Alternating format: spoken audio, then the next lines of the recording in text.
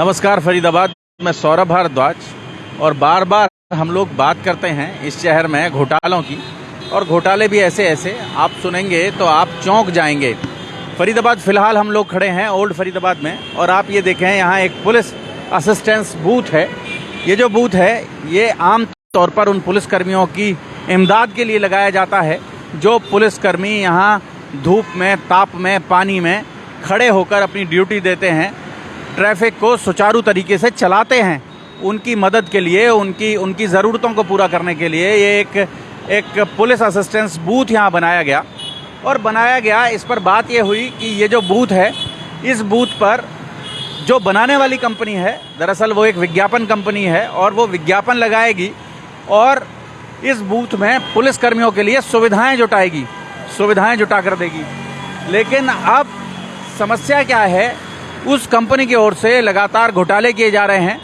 RTI के जो जवाब आ रहे हैं वो जवाब बेहद चौंकाने वाले हैं, और उन्हीं पर बात करेंगे हम। हमारे साथ हैं इस शहर के मशहूर आरटीआई एक्टिविस्ट अजय सैनी जी हमारे साथ हैं। जी सैनी जी।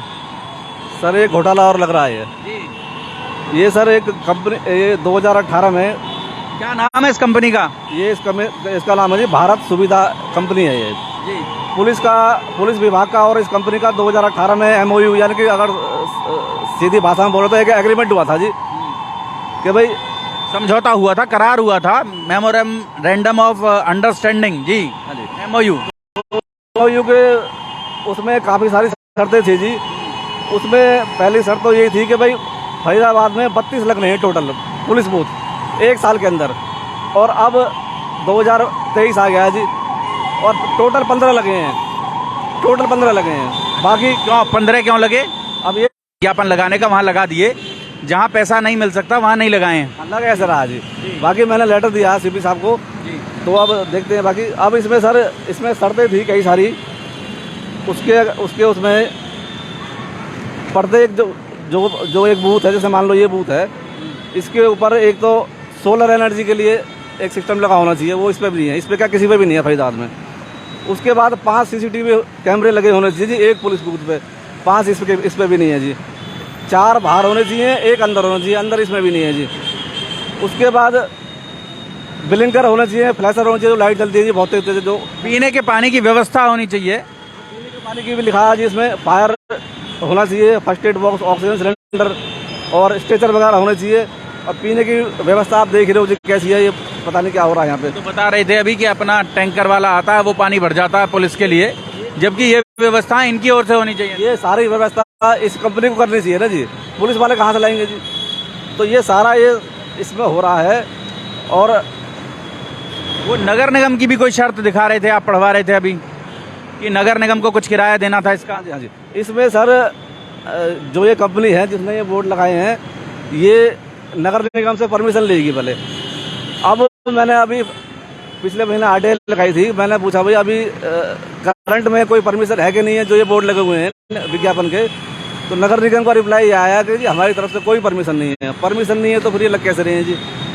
अब इसमें जो शर्तें 11,000 रुपये महीने पर बूथ इन्हें किराया देना था नगर निगम को। हाँ जी। एक बूथ का किराया जो है 1 महीने का, वो है जी 10,000 कुछ रुपये, 10,460 रुपये है जी एक बूथ का, जैसा ये लेटर कह रहा है जी। अब फिर मैंने एक आरटीआई और लगाई जी नगर निगम में कि भाई 1/6 से और 1/12 तक पिछले 6 महीने में कितने पैसे नगर निगम आए हैं जी इस कंपनी के थ्रू। 1/6/2022 से 31/12/2022 तक जी 6 महीने का रिकॉर्ड मांगा मैंने उनसे। इन्होंने कहा जी 1,98,000 रुपये टोटल आए हैं जी। बाकी पैसे कहाँ गए जी? जबकि 1.5 लाख रुपये महीना आना था। 1.5 लाख रुपये सारे बूथों का, 15 बूथ हैं जो 1.5 लाख रुपये 1 महीने का आना चाहिए, और ये 6 महीने में 1,98,000 रुपये ले लें, तो ये पैसे कहाँ जा रहा है जी? तो ये नगर निगम के अधिकारी जो है, इसमें लग रहा है बड़ा भारी भ्रष्टाचार इसमें लग रहा है मेरे को। बड़ा गोलमाल है, बड़ा भ्रष्टाचार है। और ये कंपनी का नाम क्या है? भारत सुविधा है जी, कोई कंपनी है, सेक्टर 28 की है जी। ये MS भारत सुविधा, ये प्लॉट नंबर 624 सेक्टर 28 फरीदाबाद, ये कंपनी है जी जिसको भारत सुविधा, प्लॉट नंबर 628 सेक्टर 28। हाँ, सेक्टर 28 है जी ये। और सर अभी करंट में वो लेटर अभी मेरे पास है नहीं, वो घर रह गया। उसमें चीफ इंजीनियर MCF ने पुलिस कमिश्नर को लेटर लिखा कि जी ये जो अब हरियाणा गवर्नमेंट 2022 में एक नई पॉलिसी लाई है, उसके अंडर में दोबारा परमिशन लेनी पड़ेगी इस कंपनी को। अब वो कंपनी ने परमिशन तो मेरे को लग नहीं रहा ली होगी जी। अब मैं RTI लगा रहा हूँ पुलिस के पास भी और MCF के पास भी, दोनों विभाग जवाब नहीं दे रहे हैं जी इसका। तो अब जब परमिशन, नगर निगम में बार बार ये बात होती है कि आय के जो स्रोत हैं, जी आइए, नगर निगम में बार बार ये बात होती है कि जो आय के स्रोत हैं वो बढ़ाए जाएं। बार बार चंडीगढ़ का मुंह ताकने की बजाय अपने पैरों पर इस शहर में नगर निगम को खड़ा किया जाए। लेकिन जब, जी बताएं। ये अंडर ब्रिज है, हाँ। ये प्रशासन इसकी ओर बिल्कुल ध्यान नहीं देता है। और ऐसे जैसे लवारिस अंडर ब्रिज है, आप ये लगाओ दोनों तरफ की जालियां टूटी पड़ी हैं, खड्डे हुए पड़े हैं, पानी अभी भी जाके देख लो गटर से पानी जा रहा है और डेली 1-1, 2-2 फुट पानी भर जाता है और लोगों के कपड़े खराब हो जाते हैं, स्कूटर मोटरसाइकिल वाले गिर रहे हैं, पर कोई भी प्रशासन इसकी ओर ध्यान नहीं देता। ये भी बड़ी समस्या है, लेकिन जिस समस्या पर, मूल समस्या पर हम लोग बात कर रहे हैं फरीदाबाद, उस पर चर्चा करेंगे। नगर निगम की कमाई को बढ़ाने के लिए बार बार चर्चा होती है, बार बार ये बात होती है कि नगर निगम अपने आप को अपने पैरों पर क्यों नहीं खड़ा करता है। लेकिन जब उसके पास आय के स्रोत पैदा होते हैं तो उसके भ्रष्ट कर्मचारी और अधिकारी मिलकर आय के उन स्रोतों को निजी फायदे का सौदा बना लेते हैं और जहां से पैसा नगर निगम के खाते में जमा होना चाहिए वो पैसा उनके अपने निजी कोष में जमा होने लगता है। सर ऐसा सुनने में आ रहा है कि एक नगर निगम के बड़े अधिकारी की शायद इस कंपनी में कुछ थोड़ी बहुत हिस्सेदारी है। अब मैं तो कन्फर्म नहीं हूँ, सुना है ऐसा मैंने।